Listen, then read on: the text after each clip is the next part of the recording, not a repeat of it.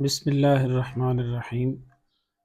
قرآن کریم نے نافرمان بیوی کی اصلاح کے 4 طریقے ذکر کیے ہیں۔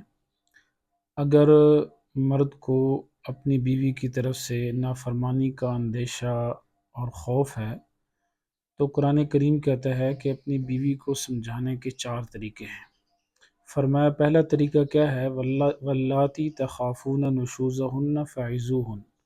پہلا طریقہ یہ ہے کہ ان کو نرمی سے، پیار محبت سے سمجھاؤ اور ان کو نرمی سے قائل کرو۔ اگر وہ نرمی سے بات کو نہ مانیں اور پھر بھی اپنی نافرمانی سے باز نہ آئیں تو قرآن کریم کہتا ہے کہ دوسرا طریقہ یہ ہے کہ وَاہْجُرُوهُنَّ فِی الْمَضَاجِعِ، ان کا بستر الگ کر دو۔ یعنی یہاں قرآن کریم نے صرف یہ کہا ہے کہ بستر الگ کرو، یہ نہیں کہ مکان الگ کر دو کہ تم الگ مکان میں رہو وہ الگ مکان میں رہے، نہیں، بلکہ صرف ان کا بستر الگ کر دو۔ اس سے جو سمجھدار بیوی ہوگی اسے اپنی نافرمانی کا اور شوہر کی حکم عدولی کا احساس ہوگا اور وہ یہ سمجھ جائے گی کہ میرا شوہر اور میاں مجھ سے ناراض ہے، تو امید ہے کہ وہ اس سے باز آ جائے گی۔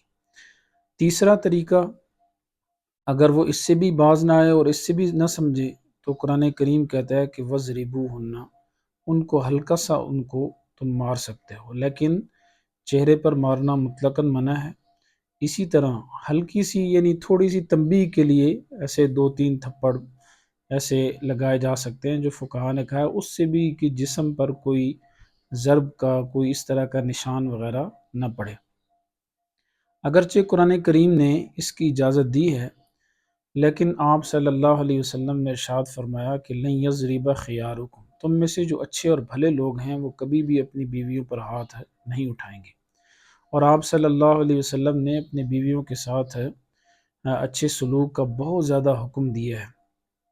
آپ صلی اللہ علیہ وسلم نے اپنی جو آخری وصیت فرمائی اس میں بھی یہی فرمایا کہ نماز اور اپنے ماتحتوں کا خیال رکھنا۔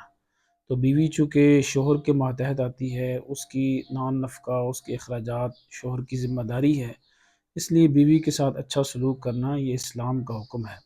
تو یہاں اگرچہ تیسرے طریقے میں مارنے کی اجازت ہے، لیکن حضور صلی اللہ علیہ وسلم نے فرمایا کہ اچھے لوگ، بھلے لوگ کبھی بھی عورت پر ہاتھ نہیں اٹھاتے۔ یہ عورت کمزور ہوتی ہے اور مرد کا عورت پر ہاتھ اٹھانا یہ کوئی دلیری نہیں ہے، کوئی شجاعت اور بہادری نہیں ہے۔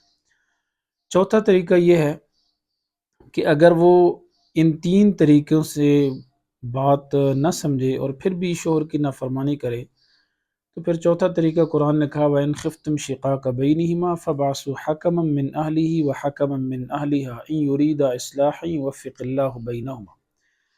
مرد کے خاندان کا ایک بڑا آدمی، عورت کے خاندان کا ایک بڑا آدمی، وہ دونوں مل کر بیٹھیں اور معاملے کو سلجھانے کی کوشش کریں تاکہ معاملہ کسی طریقے سے ختم ہو جائے اور ان کی زندگی میں سکون پیدا ہو جائے۔ اللہ تعالیٰ فرماتے ہیں اگر وہ دونوں مخلص ہوں گے، جو مرد نے اپنی طرف سے وکیل اور سربراہ مقرر کیا ہے، یہ جو عورت نے مقرر کیا اپنی طرف سے، تو انشاءاللہ اللہ تعالیٰ ان کے دلوں کی کدورت کو اور نفرت کو ختم کر کے ان میں توفیق دے گا اور ان دونوں کی زندگی اچھے طریقے سے گزرے گی۔ اگر وہ اصلاح کی کوشش کریں گے تو اللہ تعالیٰ ایسی صورت پیدا فرما دے گا۔ لیکن آج کل ہمارے معاشرے میں دیکھنے میں ایسا آتا ہے کہ لوگوں کے اندر چونکہ حسد بہت زیادہ ہے، ایک دوسرے سے جیلس بہت زیادہ ہوتے ہیں، اور خاص کر کے فیملی کے جو بڑے لوگ ہیں وہ بھی اگر کسی کی ازدواجی لائف کو دیکھتے ہیں کہ وہ دونوں خوش زندگی گزار رہے ہیں تو اس سے جیلس ہو جاتے ہیں، بلکہ اگر ان کے پاس کوئی معاملہ پہنچے ناگواری کا اور میاں بیوی کی لڑائی کا یا اس طرح کا، تو بسا اوقات وہ معاملہ پہلے سے زیادہ بگڑ جاتا ہے۔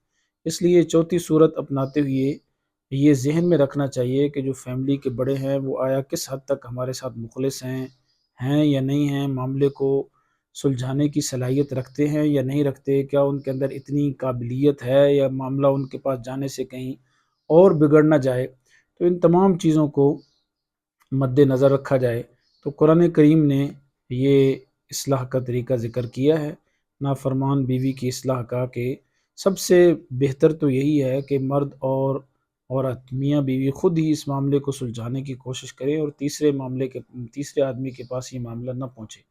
لیکن وہ ایک آخری صورت ہے کہ جس میں معاملہ بہت بگڑ جائے تو پھر آخری صورت یہی ہے کہ کسی بڑے آدمی کو انوالو کر کے اس معاملے کو سلجھانے کی کوشش کی جائے۔ اللہ تعالی ہم سب کو قرآن کریم کی صحیح سمجھ نصیب فرمائے۔